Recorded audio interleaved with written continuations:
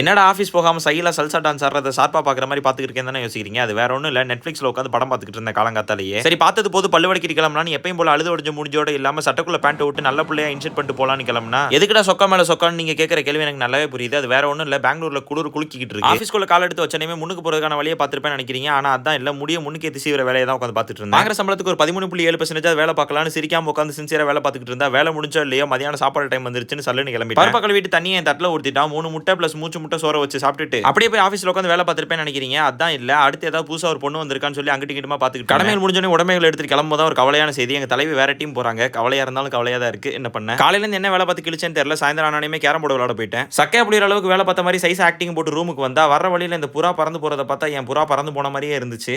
சரி அதை விடுங்க. மிஸ்ஸிங்ல போன சாந்தியை மீண்டும் கண்டுபிடிச்சு கூட்டு வந்துடலான்னு பல்ல அழிச்சுக்கிட்டே பக்கத்துல இந்த பார்க் கிளம்பிட்டேன். போற வழியில இவங்க கிரிக்கெட் விளையாடுறத பார்த்து எனக்கு சின்ன வயசு ஞாபகமே வரல. ஏன்னா நான் சின்ன வயசுல கிரிக்கெட்டே விளையாடல. முட்டி செத்து போய் 3 வருஷம் ஆனாலும் 3வது படிக்கிற பையன் மாதிரி முன்னுக்கு ஓடி ஒண்டிக்கட்டையா இருக்கிறத நினைச்சு கண்ணீர் சொட்ட கவலைப்பட்டுக்கிட்டு இருந்தா இந்த கரும்பு பிடிச்ச நாயை கண்ணுக்கு முன்னாடி வந்து கன்றாவியா காதல் பண்ணிக்கிட்டு இருக்குது. ரூமுக்கு வந்தோடனே வறுத்து வச்ச சோறையும் அறுத்து வச்ச ஆனியனையும் வருத்தத்தோட உட்காந்து வயிறு முட்டை சாப்பிட்டுட்டு என்னதான் நாலா பக்கம் தெரிச்ச ஒரு அளவுக்கு பிரச்சனையை கொடுத்தாலும் இரவு நேரம் ஆனோனையுமே இனிமே ஒரு டீயை இனிப்பு தூக்கலா குடிச்சிட்டு இன்னைக்கிட்டே முடிஞ்ச சந்தோஷத்துல படத்தை படுத்து தூங்கிட்டேன். நாளைக்கு வீடியோ சந்திக்கலாம். டாடா.